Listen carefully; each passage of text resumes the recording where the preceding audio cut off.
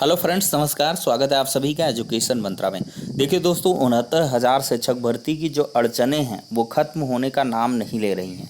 विभिन्न प्रकार के प्रकरणों में जहां 69,000 शिक्षक भर्ती कोर्ट में फंसी हुई है, वहीं पर धरातल स्तर पर भी विरोध प्रदर्शन लगातार सीबीआई जांच को लेकर, न्यायिक जांच को लेकर हो रहा है। तो इसी बीच कुछ अपडेट्स हैं जो आप सभी तक साझा करनी है। देखिए, ताली, कुकर और किताब बजाकर विरोध प्रदर्शन लगातार अभ्यर्थियों द्वारा किया गया, उसकी अपडेट को कवर करेंगे। क्या कुछ संकेत दिए गए अभ्यर्थियों के द्वारा ताली बजाने के पीछे, कुकर बजाने और किताब बजाने के पीछे, और वैज्ञानिक साक्ष्य जुटा रही है लगातार एसटीएफ। छापेमारी भी की गई है, लेकिन जो मेन अभियुक्त है चंद्रमा यादव, उसकी गिरफ्तारी नहीं हो पाई है और सीबीआई जांच की भी मांग की जा रही है अभ्यर्थियों द्वारा। तो हर एक अपडेट को कवर करेंगे समाचार पत्रों के माध्यम से जो भी सूचनाएं निकल के आ रही हैं। तो देख सकते हैं दोस्तों, यहाँ पर शिक्षक भर्ती में हुई धांधली के खिलाफ इलाहाबाद विश्वविद्यालय के छात्र संघ भवन पर हाथ में कुकर, थाली लेकर प्रदर्शन करते छात्र।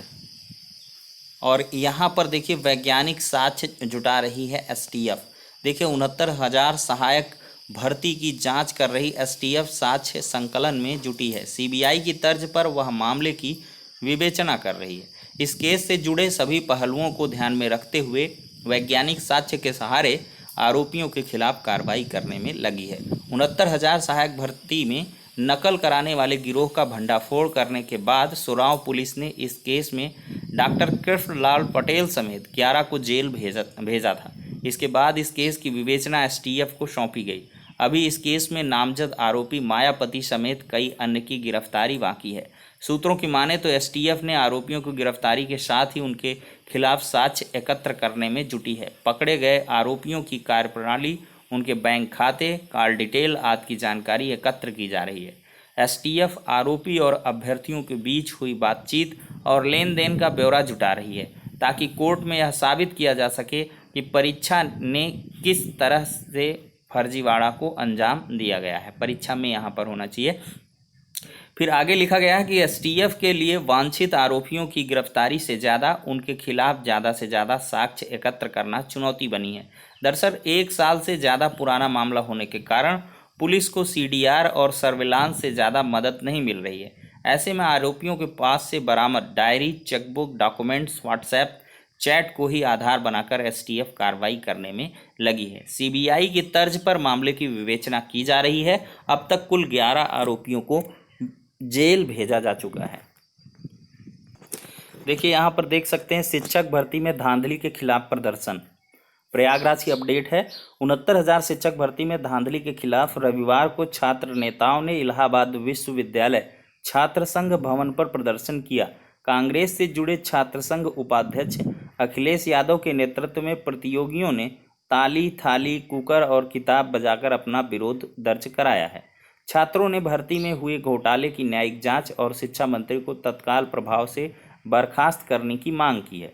प्रतियोगी छात्र आर्यन ने कहा कि ये जो कुकर और किताब हम पीट रहे हैं, हमारे संघर्ष की पहचान है। आखिरकार सरकार जागे और हमारे भविष्य के साथ खिलवाड़ करना बंद करे। अखिलेश यादव ने कहा कि सबसे ज़्यादा बेरोजगारी वाले राज्य में एक और भर्ती का सरकार के नाकों तले घोटाले की भेंट चढ़ जाना युवाओं के भविष्य के साथ मजाक है। प्रदर्शन के दौरान प्रतियोगी छात्र फला मौजूद रहे।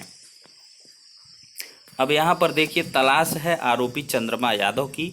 69,000 शिक्षक भर्ती फर्जीवाड़े में वांटेड स्कूल प्रबंधक चंद्रमा यादव की तलाश में रविवार को एसटीएफ ने धूमनगंज और कौशाम्बी में छापेमारी की। उसके परिजनों और रिश्तेदारों के घर दबिश दी गई, उनसे पूछताछ की गई। एसटीएफ ने चेतावनी दी है कि अगर किसी ने आरोपी को शरण दी तो उसके खिलाफ कार्रवाई भी की जाएगी। इस प्रकरण की विवेचना एसटीएफ के हाथ आने के बाद से अभी तक किसी की गिरफ्तारी नहीं हुई है। 69,000 सहायक शिक्षक भर्ती में फर्जीवाड़ा करने वाले रैकेट का खुलासा होने के बाद सोराव पुलिस ने डॉक्टर केएल पटेल समेत 11 को जेल भेजा था। पुलिस ने इस प्रकरण में स्कूल प्रबंधक चंद्रमा यादव को वांटेड किया था। उसकी गिरफ्तारी से पहले ही विवेचना एसटीएफ के पास चली गई। रविवार को ही चंद्रमा यादव की तलाश में धूमनगंज स्थित उसके घर पर छापेमारी की गई। चंद्रमा यादव के घर में उसकी पत्नी मिली। उसकी पत्नी ने चंद्रमा के बारे में किसी भी प्रकार की जानकारी होने से इनकार किया। कहा कि उसे नहीं पता चंद्रमा यादव कहाँ गए हैं। उनसे मोबाइल पर भी संपर्क नहीं हो पा रहा है। इसके बाद एसटीएफ ने चंद्रमा यादव के स्कूल में भी छानबीन की। बताया जा रहा है कि चंद्रमा यादव के करीबियों की तलाश में कौशाम्बी में भी दबिश दी गई। स्थानीय लोगों से भी पुलिस पता कर रही है कि कहीं किसी ने उसे शरण तो नहीं दी। चर्चा है कि चंद्रमा का नेताओं से भी संबंध है। ऐसे में हर बिंदु की जांच की जा रही है। देखिए, यहाँ पर प्रतियोगी छात्रों का कहना है कि सरकार ताली की आवाज़ जल्दी सुनती है। ऐसे में ताली बजाकर इस भर्ती की न्यायिक जांच एवं शिक्षा मंत्री के इस्तीफे की मांग की जा रही है। और यहाँ पर और देख सकते हैं कि सीबीआई जांच के लिए न्यायालय जाने की तैयारी। 69,000 शिक्षक भर्ती घोटाले मामले में कुछ अभ्यर्थी न्यायालय जाने की तैयारी कर रहे हैं। वहीं समाज सेवी नूतन ठाकुर ने ट्वीट किया है कि एक या अधिक अभ्यर्थी इस मामले में सीबीआई जांच के लिए रिट करना चाहते हैं तो वह अभ्यर्थियों की तरफ से निःशुल्क मुकदमा लड़ेंगी।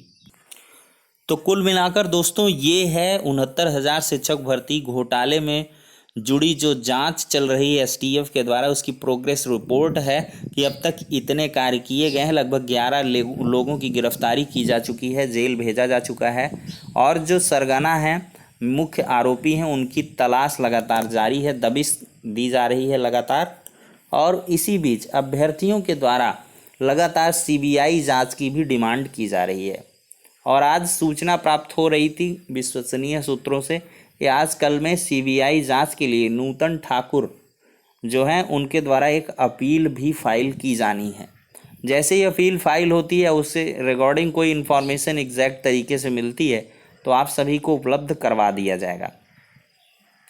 अब दोस्तों, यहाँ पर बहुत सारे अभ्यर्थी पिछले वीडियो सेशन में कमेंट कर रहे थे कि जो पीएच प्रकरण पर आदेश आया है, आज ही सुनवाई हुई। 4% देखिए पीएच प्रकरण से संबंधित है। 4% जो दिव्यांगजनों का है वो आरक्षण मिलना चाहिए, लेकिन 3% दिया जा रहा था, इस वजह से याचिका की।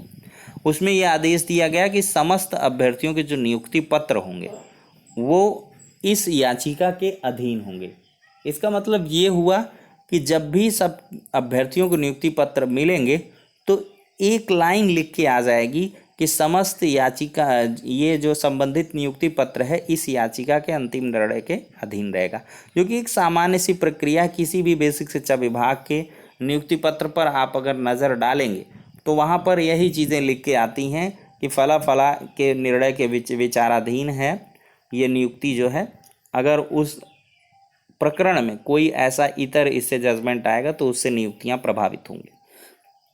तो ये भविष्य के बचाव के लिए कर दिया जाता है। चूँकि देखिए मुकदमे क्या है, बहुत सारे अंबार रहते हैं। अभी 4 हफ्ते में काउंटर मांगा गया, रिजॉइंडर जवाब के लिए सरकार अपना जवाब दाखिल करेगी, फिर इसके बाद बहस होगी, फिर हो सकता है 1-2 हियरिंग और लगें, फिर जाके मामला फाइनलाइज हो कि 4% देना है कि 3% देना है। तब तक में अगर भर्ती प्रक्रिया पूर्ण हो जाती है और बाद में अगर दिव्यांगजनों के फेवर में डिसीजन आता है तब फिर एडजस्टमेंट कहाँ होगा। तो फिर यही होगा कि जो नियुक्ति पत्र हैं उनमें से या तो उनको सीट के सापेक्ष कुछ समायोजित किया जाए बची हुई सीटों के सापेक्ष, या कुछ अलग से व्यवस्था की जाए, या जो कैंडिडेट्स हैं उनको बाहर किया जाए। लेकिन ये ऐसा बहुत कम ही होता है।